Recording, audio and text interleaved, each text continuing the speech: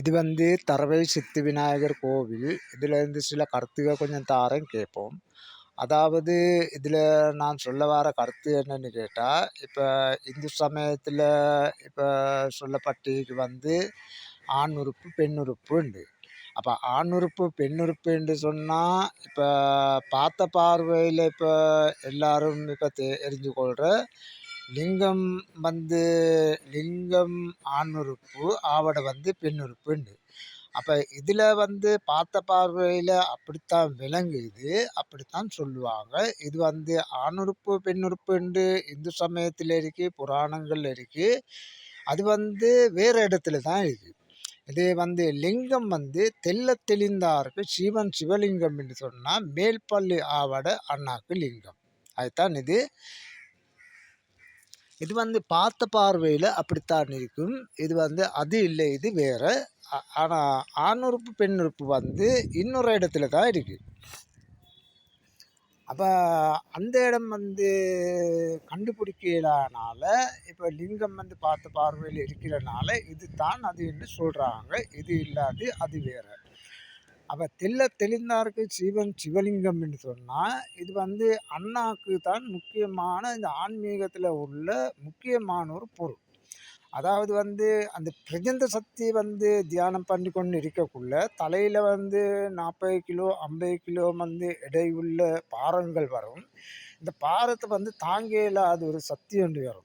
அதாவது வந்து ஆன்மீகம் தொடங்கக்குள்ள இந்த இந்த பிரஜந்தம் வந்து இறங்கி கொண்டே இருக்கும். அது வந்து அவ்வளவு வந்து இதாக இருக்கும். அதுதான் வந்து லிங்கத்துக்கு தான் இந்த இந்த பிரஜந்த சக்தி வந்து இழுத்து கொண்டே இருக்கும். தலையிலிருந்து லிங்கத்துக்கு அண்ணாக்கு வந்து இழுத்துக்கொண்டே இருக்கும். இது வந்து மெஞ்ஞானம் உள்ளவங்களுக்கு இது வந்து தெரியும். இப்போ விஞ்ஞானம் உள்ளவங்களுக்கு இது வந்து தெரியாது. அதனால் இப்போ இப்போ இப்போ தியானம் இருந்ததை கேட்டால் எல்லாம் எல்லாம் இப்போ எனக்கு மட்டும் இல்லை, எல்லாம் மனித இனங்களுக்கும் இதை செய்யலாம். செய்ய இயலாத மனிதன் எதுவும் இல்லை. எதை நினைத்தாலும் செய்யலாம். இது வந்து தியானம் இருந்து நம்ம ஒழுங்காக முறையாக தியானம் இருந்து கற்றுக்கொண்டோம். நம்ம இப்போ அறக்குறையாக தேடி தியானம் இருந்து நம்ம தேடினோம்னு சொன்னால் இது திருவிளையாடலுக்கு மாற்றிப்படுவோம். அதாவது நாராயணன் அங்கால வந்து சனீஸ்வரனும் பக்கத்திலே நின்று விடாதுன்னா குழப்பு இருக்கும். இது இப்படித்தான் இது இப்படித்தான். அதுதான் அந்த வள்ளலார்டு வந்து கற்பனை கதைகள் வந்து சொல்கிறாங்க. வள்ளலார்னு சொன்னால் வல்லவன். வல்லவன் சொன்னால் நாட்டுக்கு இப்போ நாட்டுக்கும் இப்போ உலகத்துக்கும் நல்லே செஞ்சால் அந்த மனிதன் பேர் வந்து வல்லவன். அதே மாதிரி தான் வந்து பூரணம் வந்து உலகத்துக்கு வெளிச்சே தருது. அது வந்து வல்லவன் என்று வருது. அதே மாதிரி வந்து வளர்ப்புற வந்து எல்லாம் வந்து தெய்வங்கள்ட வந்து தலையில் இருக்கும். வளர்ப்புற இல்லாமல் ஆன்மீகம் இல்லை. இப்போ இப்போ இதே மாதிரி விஷயம் வந்து விளக்கு வந்து வெளிச்சம். அது வந்து எல்லாம் இப்போ வெள்ளை சீலையால் இப்போ எல்லாம் உடம்பையும் மூடி போட்டு முகத்தை மட்டும் காட்டுற வந்து என்னன்னு கேட்டால் கள்ளப்புலன் நைந்தும் காணாம் மணி விளக்குன்னு. அப்போ இந்த விஷயங்கள் நம்ம வந்து தெரியாதனால இப்போ புராணத்தில் இருக்கிற விஷயங்கள் இவங்க வந்து மாற்றி தான் சொல்கிறாங்க. அதாவது வந்து நிறைய விஷயங்கள் இருக்குது. இதை நான் வந்து சொல்லித்தாரேன். அதை ஒரு கட்டமாக போகணும். அப்போ தான் வந்து தெளிவாக இருக்கும்.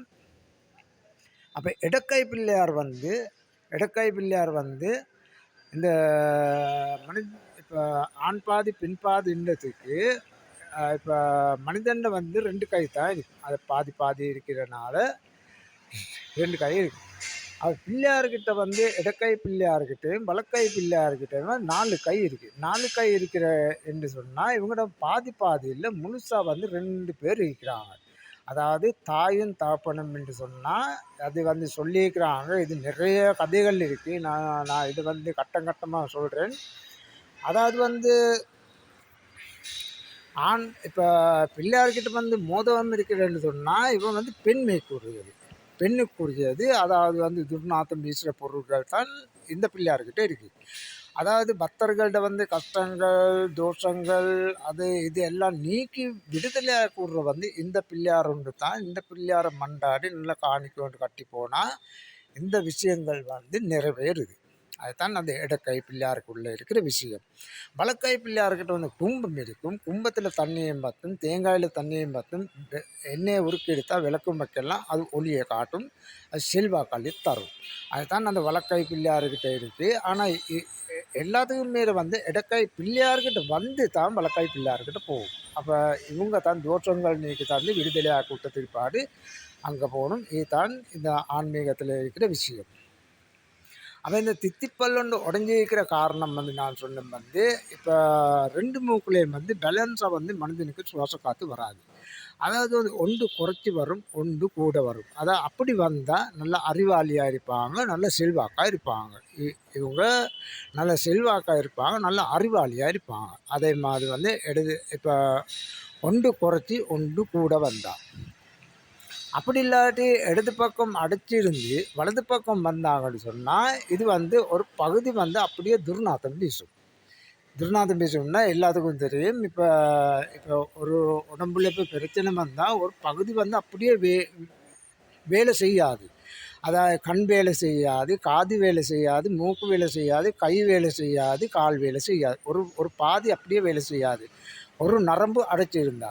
அதுதான் இந்த இடது பக்கம் சுவாச காற்று அடைச்சிருந்தால் துர்நாற்றம் வீசும். துர்நாற்றம் வீசுகிற பக்கம் வந்து தீய சக்திகள் அண்டு. தீய சக்திகள் அண்டக்குள்ளே நம்மளுக்கு அந்த வறுமையை தரும். வறுமையை தரோம்னா அண்டண்டைக்கு உழைச்சி சாப்பிட்றோம், நம்மளுக்கு கஷ்டம்.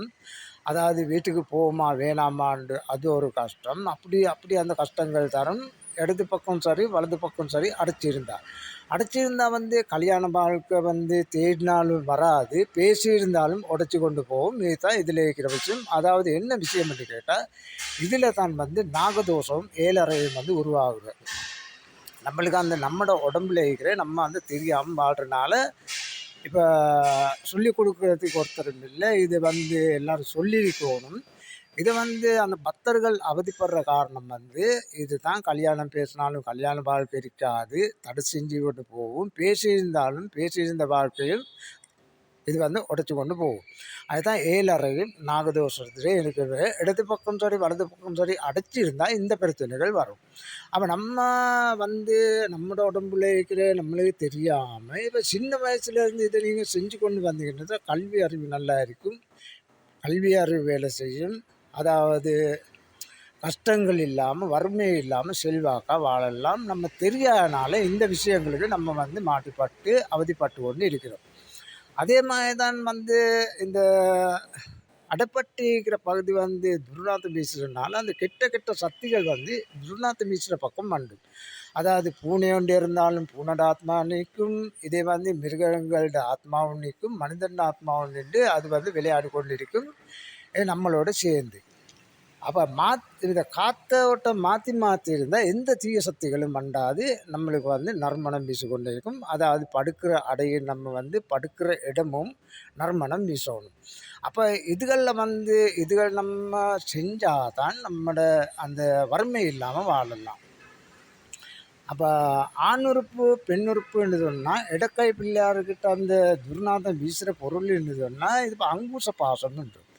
அங்குச பாசம் என்று சொன்னால் இப்போ அங்குச பாசம் வந்து இது சில பேர் சொல்கிறாங்க வந்து இது வந்து ஆணை அடக்கும் பொருள் என்று. அது இல்லை, இது வந்து கோடாலி மாதிரி இருக்கிற வந்து பெண் உறுப்பு, இது வந்து ஆண் உறுப்பு. இது ஆண் உறுப்பு இங்கனைதான் வந்து விந்து சேரும் இடம். அதாவது வந்து இது வந்து அந்த விந்து வந்து வடிகிற மாதிரி இருக்கும் இந்த இடத்துல. அப்போ இது தான் ஆண் உறுப்பு. அதாவது வந்து லிங்கம் வந்து மேல்பள்ளி ஆவட அண்ணாக்கு லிங்கம், தெளிந்தாருக்கு சிவலிங்கம். அதாவது இது தான் ஆண் உறுப்பு பெண் உறுப்பு. அப்போ இதில் வந்து சொல்லியிருக்கிறாங்க வந்து ஆண் பெண் வந்து கல்யாணம் முடித்து வாழக்குள்ள சந்தோஷமான வாழ்க்கை வாழ்வாங்க. அதாவது அங்குச பாசத்தோடு அங்கையும் சேர்த்து குசையும் சேர்த்தாதான் பாசம். அதாவது பாசத்தோடு உருவாடி அவங்க வந்து வாழ்கிறாங்க. இதில் வந்து அதே மாதிரி தான் 12,000 வருஷம் இந்த பூமியில் வாழலாம் என்று இருக்குது. இது வந்து நான் சொல்லித்தாரேன். அதே மாதிரி வந்து சொல்லிக்கிறான் வந்து கந்த சஷ்டியில் ஒரு பாட்டு ஒன்று சொல்கிறாங்க, 12,000 பாசாங்க குசன்ட்டு. அப்போ இதுக்குள்ள நிறைய விஷயங்கள் இருக்குது. நிறைய விஷயங்கள் இருக்குதுன்னு சொன்னால் இந்த ஆன்மீகத்துக்குள்ளே இந்த இந்து வேதத்துக்குள்ளே நல்ல நல்ல விஷயங்கள் இருக்குது. இப்போ கற்பனை கதைகள் சொல்லி சொல்லி இப்போ இடியாப்பம் மாதிரி இப்போ பிணைஞ்சி இப்போ விட்டதுக்கு பிற்பாடு பொங்கல் எங்கே இருக்குதுன்னு கண்டுபிடிக்க இல்லாமல் இருக்குது.